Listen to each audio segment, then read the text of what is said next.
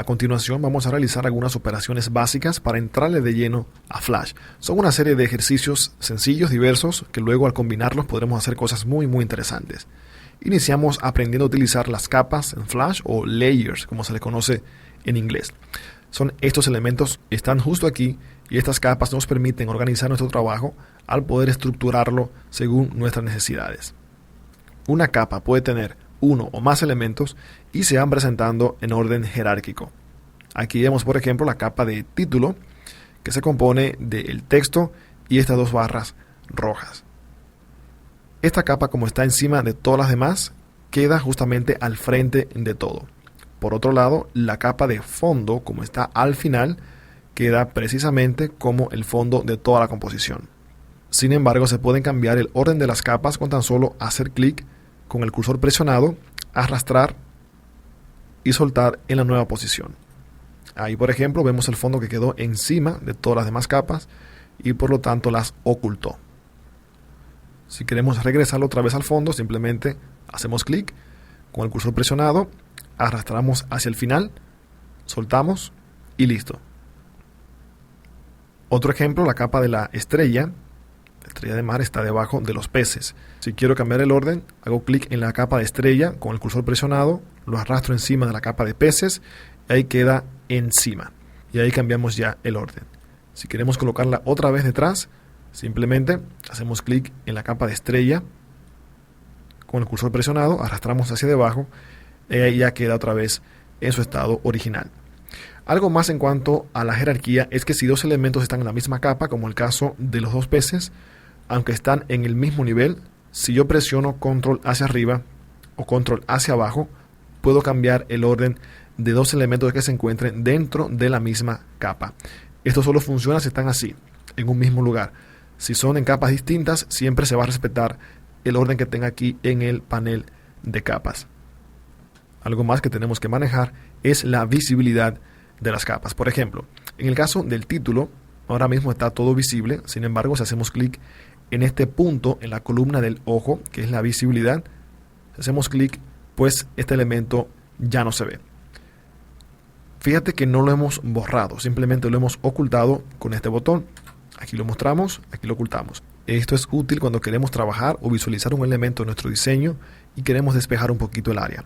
Por ejemplo, si quiero ver el fondo de este documento, vamos a ocultar la capa de los peces y la capa de las estrellas y podemos visualizar el fondo con más libertad. Aunque los demás elementos están ahí, listos para cuando decida yo activarlos otra vez.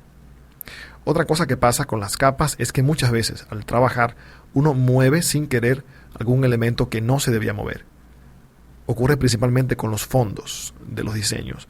Digamos que estoy trabajando en esta composición y no quisiera sin querer poder modificar o mover mi background o la imagen de fondo del océano aquí.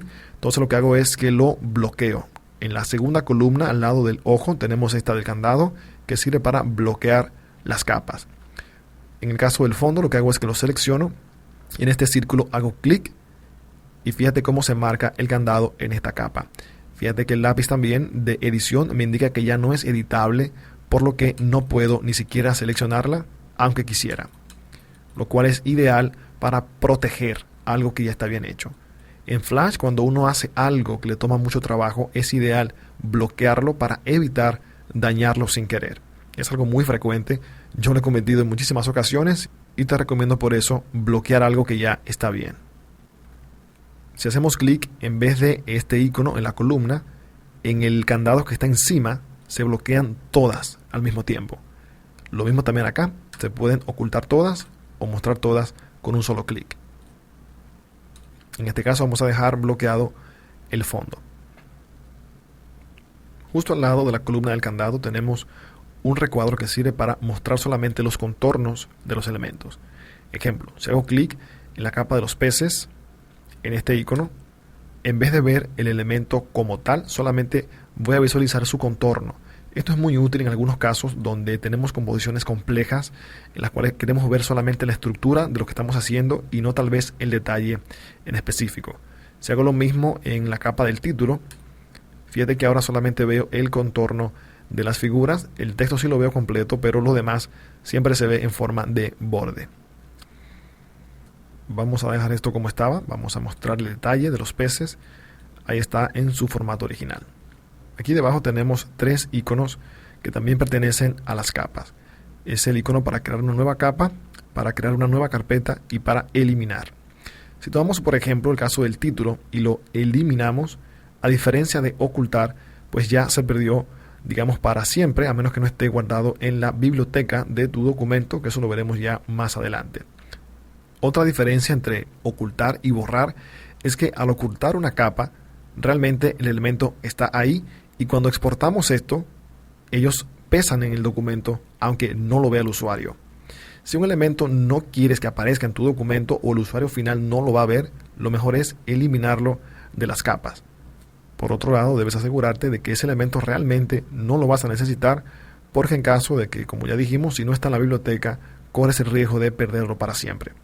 Aquí estamos todavía a tiempo de recuperarlo, porque podemos presionar Control Z para deshacer los pasos anteriores y ahí recuperamos entonces nuestra capa. También lo podemos hacer en el menú Edición, Deshacer. Aquí está Control Z y para rehacer, Control Y.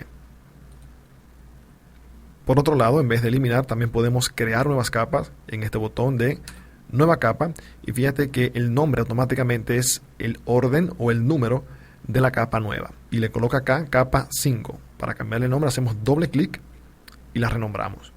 En este caso le voy a colocar el nombre de pez tigre, porque voy a tomar este pez que está dentro de la capa peces y lo voy a colocar dentro de esta otra capa. Así los voy a separar y cada quien va a estar en su propia capa.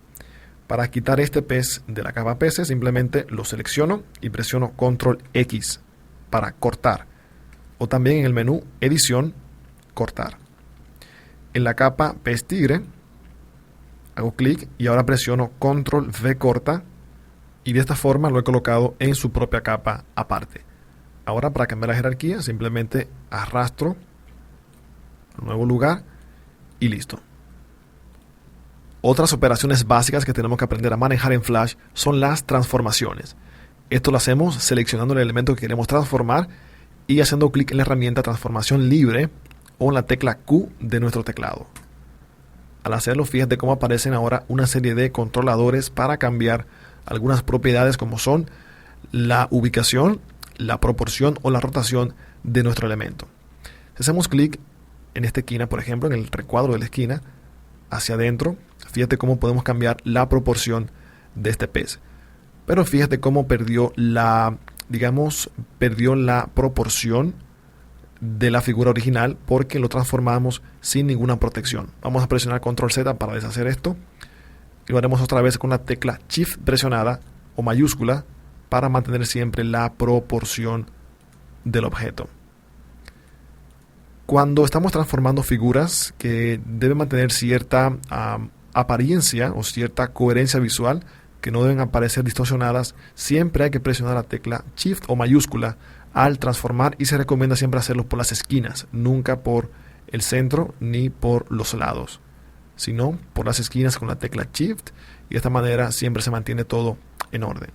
La transformación también sirve para rotar.